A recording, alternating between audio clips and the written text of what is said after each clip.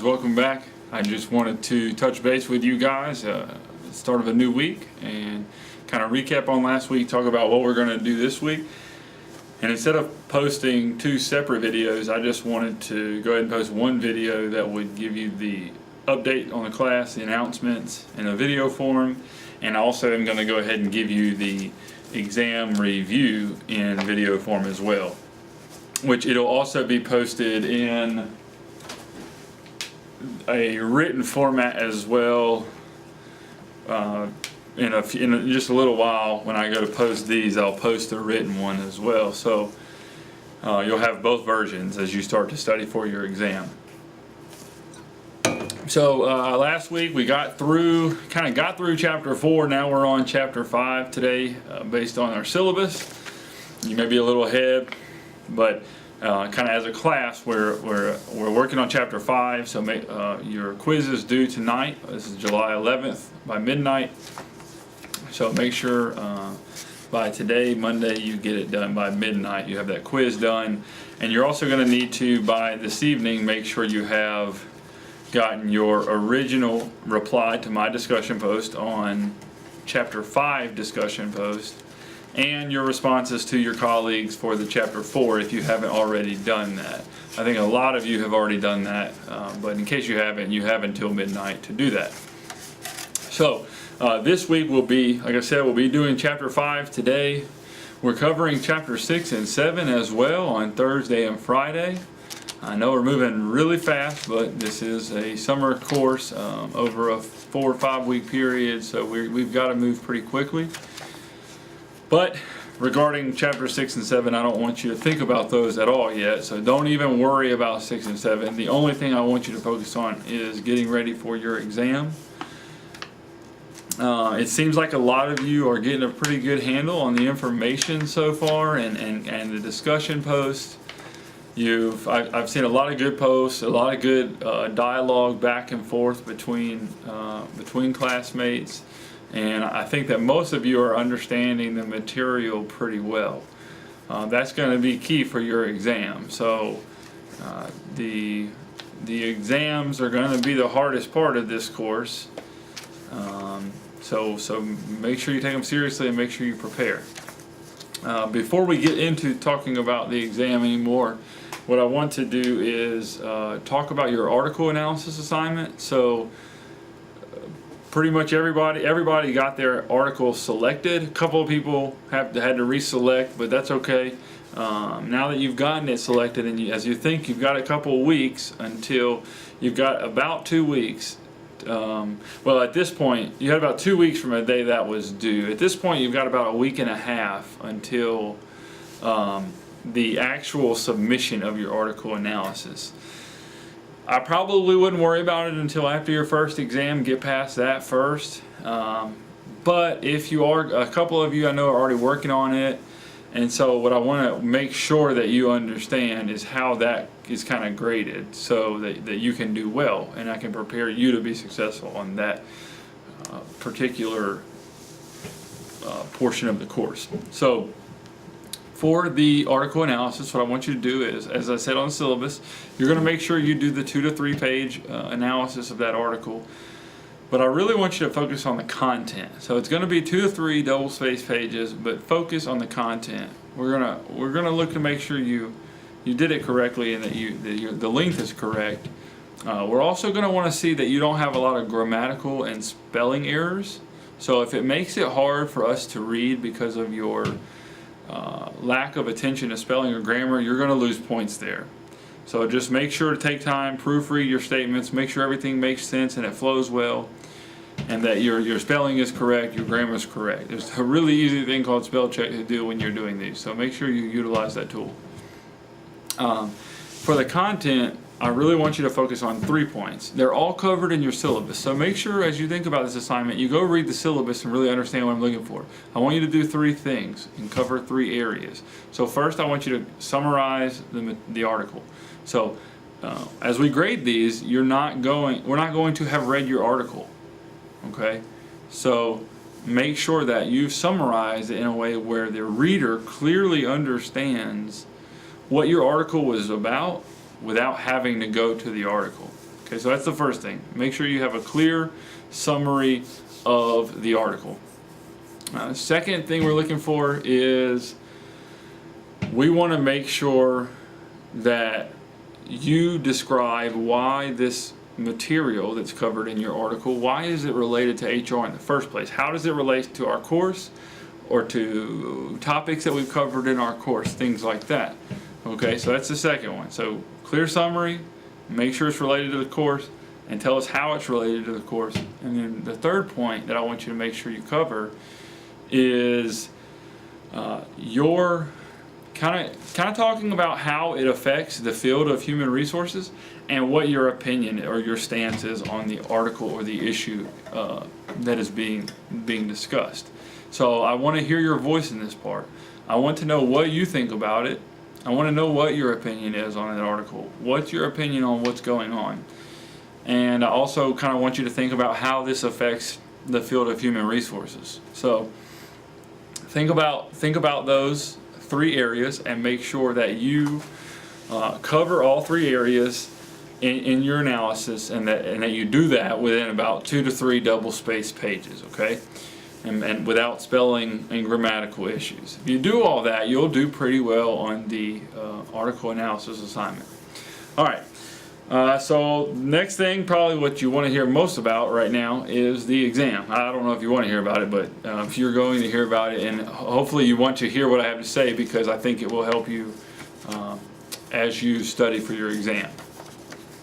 So format. So there's going to be 45 questions in multiple choice form, and there's going to be 5 questions in short answer form. Okay, you've got 70 minutes to complete the 45 questions. So you've got about 1.5 minutes for each question in the multiple choice portion of the exam. Your multiple choice portion is going to be worth 75 points, and so across 45 questions you're looking at about 1.67 points apiece. And on the short answer portion, you're going to have 5 questions worth 25 points. So there are 5 points each. And you're going to have about 30 minutes, I believe, to complete that portion of the exam. So, what I typically do is I want to give you a study guide that really tells you where to focus your studies in, where to focus in on with your studies for this specific exam. So what I'm going to do is I'm going to talk about the areas that you need to focus on for multiple choice, and then I'm also going to mention the areas that you should focus on for short answer. So there will be some overlap there, obviously, because it's in the same material, but you will know exactly, not exactly what I'm going to ask, but you're going to know exactly what areas I'm going to cover on these exams. Regarding the grading for the exams, the exams will be Wednesday, so you'll have all day Wednesday to take this exam. So just make sure you complete it on Wednesday. For the grading, the multiple choice portion will be graded automatically. So it will be graded and posted to your grade book automatically once you finish. The short answer will not, because I have to go through and manually grade those. With the short answer, I'll probably try to grade those on Saturday or Sunday, and so by the end of the weekend you should see your discussion post for this week. So discussion post 4 and 5 and 6, I believe, will be posted, and then also your short answer points will be posted by the end of the weekend. So that's what you can look forward to for grading. Now let's just talk about I'm going to talk about the different areas that you're going to want to focus on for this exam. Okay, so and I've got your exact exam right here, so you're going to want to take this review seriously and make sure you use it to study so that you can really benefit from it. Okay, so first thing, one of the first things we talked about when we were in chapter 1 was employee engagement. So you're going to want to know what drives engagement and what makes up employee engagement. Okay, you're also going to want to think about productivity and what makes up productivity. So we talked about a couple of things. We talked about efficiency and effectiveness. You're going to want to know what those are and the difference in those. We talked about, kind of before we got into business strategy stuff, we talked about turnover, absenteeism, some kind of major things that we focus on in HR. So some things that we focus on improving. And so you're going to want to know what job satisfaction, absenteeism, and turnover, you're going to know what all those are, okay? Let's see.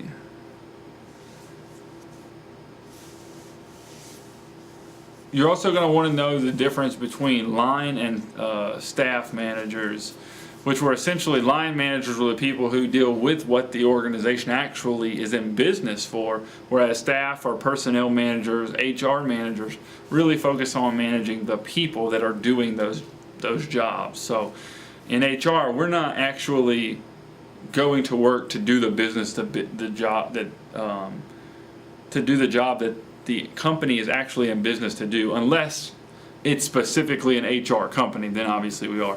But a lot of times HR in bigger companies is focusing on the people, and then the people are doing the jobs. So know the difference in line and staff management. Regarding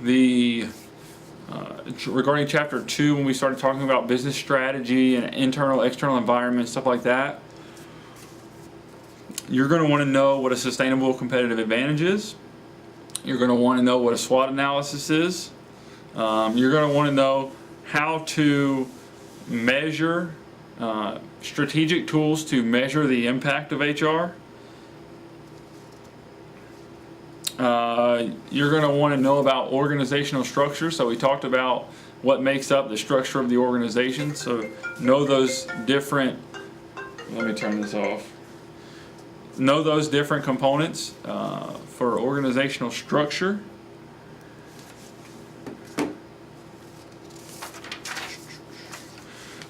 You're also going to want to know those general business strategies we talked about. Now you can break strategies down a little bit differently, or talk about them in different terms, but just kind of know the 3 general ones that we talked about, so you can be thinking about those for your exam. Know what the difference in each one of those are. You're also going to want to know. You're going to want to know about things like return on investment. You're going to want to know about the other ratios that we talked about in chapter 2 as well for this exam. So we talked about economic value added, return on investment. We'll talk about some more later. We talked about the balanced scorecard. You're going to want to know about all those things. And you're also going to want to know about what HRIS is, Human Resource Information System, kind of what they do, what they are. And you're going to want to know about organizational culture in addition to organizational structure as well. Now, we also talked about, in chapter 2, we talked about the mission statement and the vision statement. Know about those, know the difference in those, how companies use those. And we also talked about Porter's 5 forces. So you're going to want to know what Porter's 5 forces are. And you're going to, essentially, you're going to know, if I give you an example of a situation, which of the 5 forces that would relate to. Okay, so then we kind of got into the actual HR material. So starting in chapter 3, we really started digging into deep HR content. And that's where we started talking about the legal environment of HR, okay? So with the legal environment stuff, you're going to want to know, really I'd probably say know a lot about the legal environment in chapter 3. Know a lot about chapter 3, and that will set you up well. So specifically, you want to know about the 4/5 rule, know how to apply that rule. You want to know about all of the different laws, okay? So you want to really know all those laws. For example, you want to know about USERRA. You want to know about the Equal Pay Act. You're going to want to know about the Age Discrimination Employment Act. You're going to want to know about Americans with Disabilities Act. You're also going to want to know about different types of damages. We talked about 2 different types of damages you could be awarded in these types of lawsuits, so know about those. We talked about constructive discharge, know what that is. We also talked about sexual harassment in terms of constructive discharge in terms of sexual harassment and quid pro quo sexual harassment. So know what those are.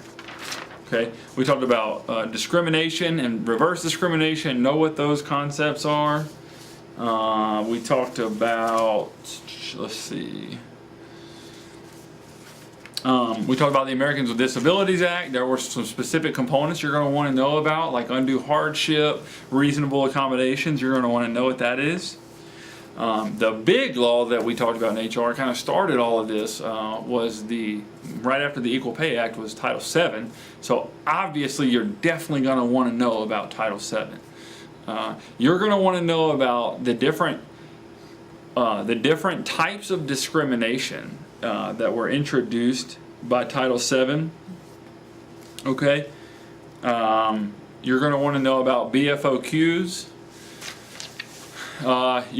So with Title VII, there's kind of two different components. There's protected classes and types of discrimination. So the protected classes were the the race, sex, religion, those types of things. Those are all your protected classes. You're going to want to know which of those belong to Title VII. You're going to also want to know about the types of discrimination. So that's not race, sex, religion, color, national origin. That's not types of discrimination. When we talked about things like pattern discrimination, when we talked about adverse impact, those were different types of disparate treatment. Those are the different types of discrimination that you'll want to know about. Let's see. You're going to want to know about affirmative action.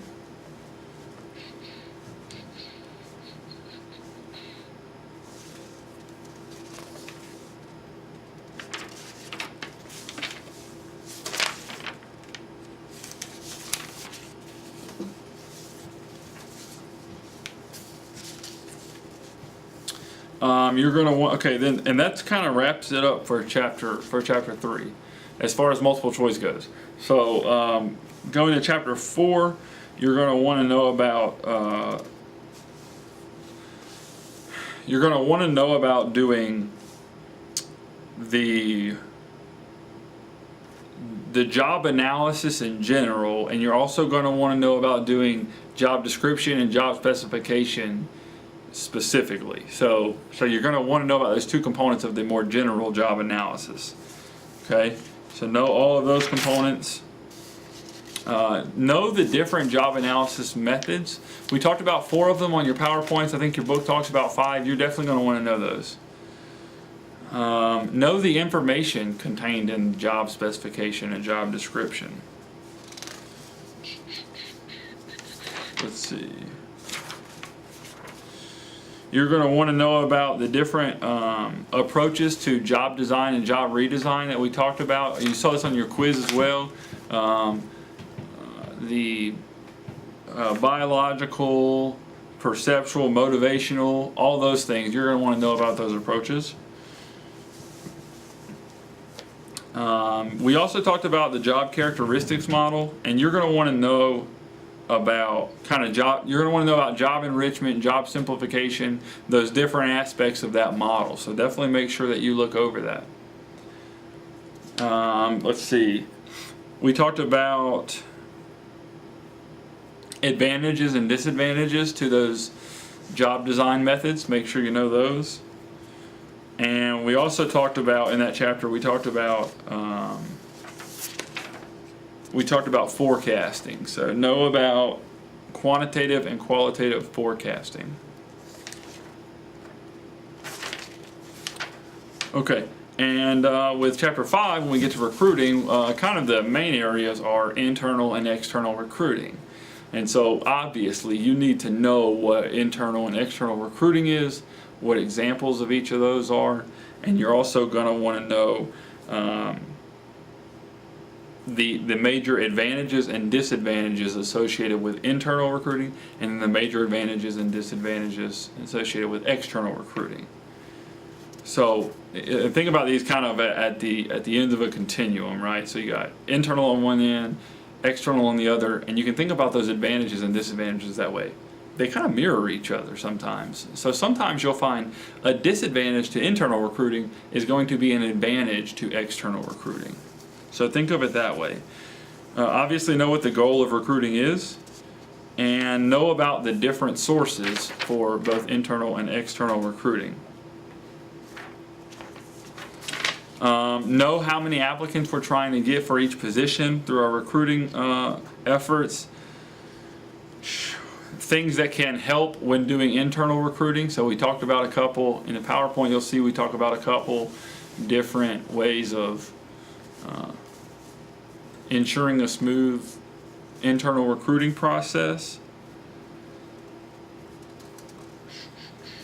And then know about realistic job previews. And that's pretty much it for the multiple choice for the first exam. So that'll cover that part. And now I want to specifically talk about the short answer. It's only 5 questions, but I want to make sure you understand what areas are going to be on the short answer because they're weighted so heavily. Each question is. So I don't want it to be a surprise to you when you get to there. I don't want any surprises on the exam, so I want you to feel prepared. So let me remind you of a few areas to make sure that you know so that you'll be ready for the exam. The laws covered in Chapter 3. Make sure you know the laws covered in Chapter 3. Second, make sure that you know kind of the purpose, kind of the goal of business strategy. So we talked about a few different things that we're thinking about a few big questions that we're thinking about whenever we're trying to come up with a strategy. So know those in detail. Okay. We also talked about the different types of discrimination introduced by Title VII. Make sure you know those. We talked about Porter's 5 forces. You're going to want to be able to talk about all 5 of Porter's 5 forces and talk about them in detail and provide examples of those. And then finally, we talked about the job analysis methods. So you're going to want to know the methods and know the advantages and disadvantages to each method. So definitely know those. Okay, so that's the 5 areas you're going to want to really focus on thinking about the short answer part and all the area that you'll want to know for the exam, multiple choice and short answer. So I hope that helps you, and I hope that helps you in your study efforts, and I will check back in with you once we get past this first exam. Until then, let me know if you have any questions. Feel free to shoot me an email or come by the office. I'm back in Guthrie now. So have a great week and good luck on your first exam.